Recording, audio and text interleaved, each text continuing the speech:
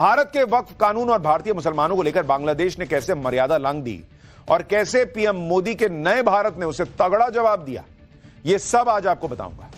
कैसे वक्फ कानून पर भारत में हो रहे प्रदर्शन के बीच पाकिस्तान भी साजिश की फिराक में है, यह भी आपको दिखाऊंगा। लेकिन पहले बात मुर्शिदाबाद हिंसा पर घिरी ममता बनर्जी की, जिनका बुरा टाइम ही खत्म नहीं हो रहा।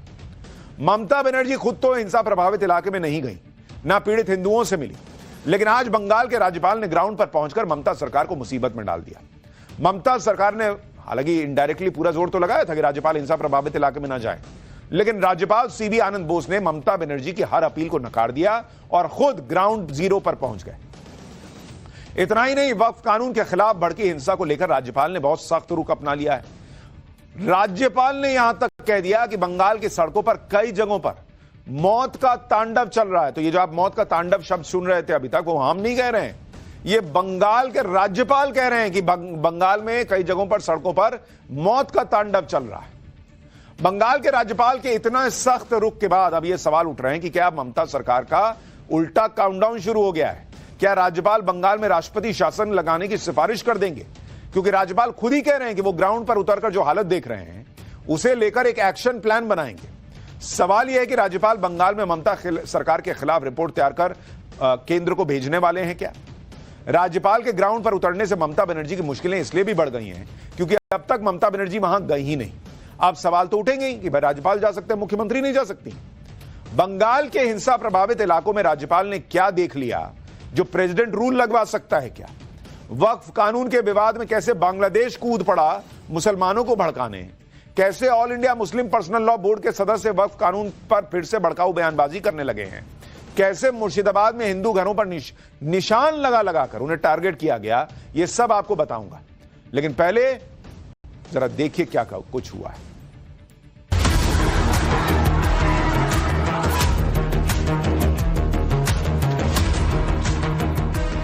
You know, the dance of death on the streets of Bengal in many places. निशानी बनाकर चिन्हित करने की कोशिश की गई थी कि यहाँ पे अटैक करना है। बोलता है कि तुम लोग को खत्म कर देंगे, साफ कर देंगे, हिंदू का निशाना नहीं रखेंगे। तेरे बाप का है कि लागू होगा और करूंगा, तू होता कौन है बे? हुकूमत को चेतावनी देना चाहता हूँ कि अपनी लक्ष्मण रेखा से बाहर ना जाए। जो हिंदुओं के ऊपर अटैक हुआ था प्री प्लान था। बंगाल में वक्फ कानून के नाम पर जिस तरह की हिंसा हुई, हिंदुओं पर हमले किए गए, हिंदुओं के घरों को जला दिया गया, वो सामान्य बात नहीं है बॉस। वक्फ संशोधन कानून के विरोध में लगातार भड़काऊ बयान दिए जा रहे हैं। हैरान करने वाली बात तो यह है कि भारत के कानून के विरोध में बांग्लादेश में प्रोटेस्ट हो रहा है, बांग्लादेश में। और यही पीएम मोदी के लिए बड़ी चुनौती भी है। पहली चुनौती तो वक्फ के नाम पर मुसलमानों को भड़काते मौलाना है, जो गृह युद्ध की धमकी तक दे रहे हैं, जिनको सुप्रीम कोर्ट से ज्यादा भरोसा शरीयत पर है, जो ये कह रहे हैं कि अगर सुप्रीम कोर्ट से हक में फैसला नहीं आया तो शरीयत के हिसाब से काम किया जाएगा। दूसरी तरफ बांग्लादेश है, जो भारत के मुसलमानों के कंधे पर बंदूक रखकर सरकार पर निशाना साध रहा है और पाकिस्तान की भाषा बोलने लगा है। बांग्लादेश का कहना है कि भारत सरकार भारत के मुसलमानों की रक्षा करे। ओ भैया, तुमसे वहां हिंदू नहीं संभल रहे, यहां मुसलमानों के साथ क्या हो गया भाई? गजब है बॉस। बांग्लादेश अपने हिंदुओं को बचा नहीं पा रहा है, भारत के अल्पसंख्यकों पर ज्ञान दे रहा है। क्या हुआ मुसलमानों के साथ भाई? घर छोड़ के तो हिंदू जा रहा है, वो भी तब जब बंगाल हिंसा में हिंदुओं को टारगेट करके हमला किया जा रहा है तो बांग्लादेश जो है वहां से बैठे बैठे आग लगा रहा है, पिन मार रहा है। वक्फ संशोधन कानून के खिलाफ मुसलमानों को भड़काने वाले मौलानाओं के बारे में आगे बताऊंगा। पहले जरा बांग्लादेश के बारे में सुनिए कैसे उछल रहा है और कैसे नरेंद्र मोदी की सरकार ने उसको सेट किया। बांग्लादेश की सरकार के प्रमुख मोहम्मद यूनुस के प्रेस सेक्रेटरी शफीकुल आलम ने कहा है कि बांग्लादेश सरकार ने मुसलमानों पर हमलों की निंदा की है, जिससे जान माल का नुकसान हुआ है। हम भारत और पश्चिम बंगाल सरकार से अल्पसंख्यक मुस्लिम आबादी की पूरी तरह से सुरक्षा के लिए सभी कदम उठाने का आग्रह करते हैं। इसी के साथ पश्चिम बंगाल के मुर्शिदाबाद में हुई हिंसा में बांग्लादेश की भूमिका होने से उन्होंने इनकार किया। यानी आप देखिए कि बांग्लादेश जो इत्तू सा देश है, आज की डेट में आजाद है तो भारत की वजह से है, वो अपने घर में अल्पसंख्यक हिंदुओं के खिलाफ हिंसा रोक नहीं पा रहा। जो कट्टरपंथियों की गिरफ्त में खुद है, वो भारत को ज्ञान दे रहा है कि यहां अल्पसंख्यकों को, मुसलमानों को बचाइए। किससे बचाएं भाई? आरोप तो खुद मुर्शिदाबाद में लग रहा है जिन पर, उनको कह रहा है कि बचाइए, और जो वहां से बच के भागे उनके लिए कुछ नहीं कह रहा। ना उसको अपने यहां के हिंदुओं की चिंता है, ना यहां के हिंदुओं की चिंता है, बस मुसलमानों को भड़का रहा है। यहां के मुसलमानों के खिलाफ हिंसा नहीं हुई, हिंदुओं पर हमला हुआ है भाई। बांग्लादेश ने भारत को लेकर पाकिस्तान वाली भाषा बोली तो भारत ने फौरन बांग्लादेश को उसकी जगह दिखाई। भारत के विदेश मंत्रालय ने दो टूक कह दिया कि हम बांग्लादेश के बयान को रिजेक्ट करते हैं। रिजेक्ट, खत्म, हटाओ है फक। यह बयान बांग्लादेश में अल्पसंख्यकों पर हो रहे हमलों पर भारत की चिंताओं की तुलना करने का कपटपूर्ण प्रयास है। बांग्लादेश में अल्पसंख्यकों पर हमलों के अपराधी खुलेआम घूम रहे हैं। इस तरह के अनुचित बयानबाजी करने के बजाय बांग्लादेश को अपने अल्पसंख्यकों की सुरक्षा पर ध्यान देना चाहिए। यानी भारत ने साफ साफ लफ्जों में बांग्लादेश को उसकी औकात, उसकी जगह बता दी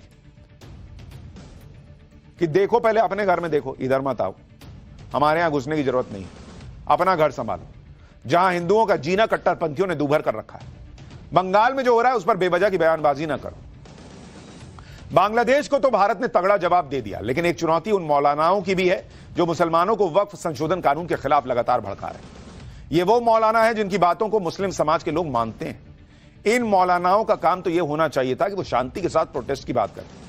जब मामला सुप्रीम कोर्ट में है ही तो भड़काऊ बयान देने का क्या मतलब? क्या इन मौलानाओं को देश की सुप्रीम कोर्ट पर भरोसा नहीं है? और अगर सुप्रीम कोर्ट से विपरीत फैसला आ जाएगा तो क्या हिंसा कर दीजिएगा?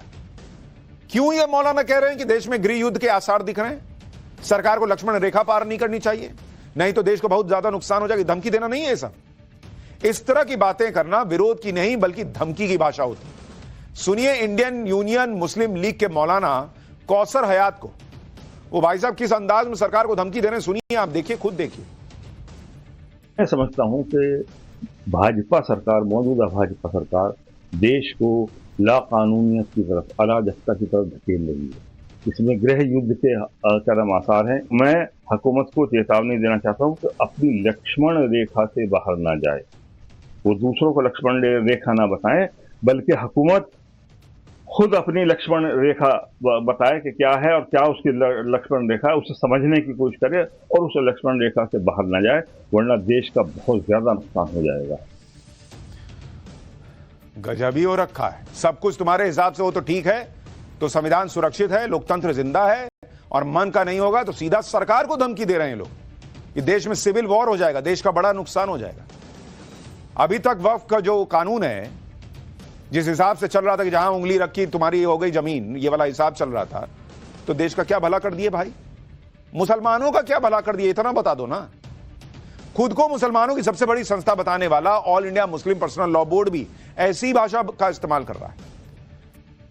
पर्सनल लॉ बोर्ड की बातें या आदेश मुसलमानों के लिए पत्थर की लकीर की तरह होती है कई बार। ऐसे में all India Muslim personal law board की जिम्मेदारी और बढ़ जाती है। लेकिन यहां तो मामला ही उल्टा है, खुद IMPLB मुसलमानों को भड़काने में लगा हुआ है। मुस्लिम पर्सनल लॉ बोर्ड ने कहा है कि सरकार मुसलमानों को सेलेक्टिव हैरेसमेंट कर रही है। इस कानून से जगह जगह लॉ एंड ऑर्डर खराब होगा, इसके खिलाफ जगह जगह कैंपेन होंगे, प्रोटेस्ट होगा, आंदोलन होगा। कह रहे हैं कि अंग्रेजों के बाद अब काले अंग्रेजों से लड़ाई लड़ेंगे। आप सोचिए कि वक्फ कानून पर सुप्रीम कोर्ट पर सुनवाई चल रही है, सुप्रीम कोर्ट में, और कल जो सुप्रीम कोर्ट ने अंतरिम आदेश दिया उस पर तो मुस्लिम नेताओं ने जश्न मनाया था, हल्ला मचा दिया था कि हमारी जीत हो गई। तो फिर आज भड़काने की क्या जरूरत थी? क्योंकि वही हुआ है अंदर अंदर, इनको समझ में आ रहा है जो हमने कल आपको पाठशाला में बताया था कि कोई जीत वीत नहीं हुई है। क्या ये सरकार के साथ साथ न्यायपालिका पर दबाव बनाने की कोशिश नहीं मानी जाएगी, जो ये कह रहे हैं, कर रहे हैं कि हम जो चाहते हैं वो कर दो, नहीं तो देश में गृह युद्ध हो जाएगा? मौलाना ओबेदुल्ला आजमी की भाषा सुनिए, जो all India Muslim personal law board से हैं, जरा इनकी भाषा सुनिए, क्या धमकी दे रहे हैं।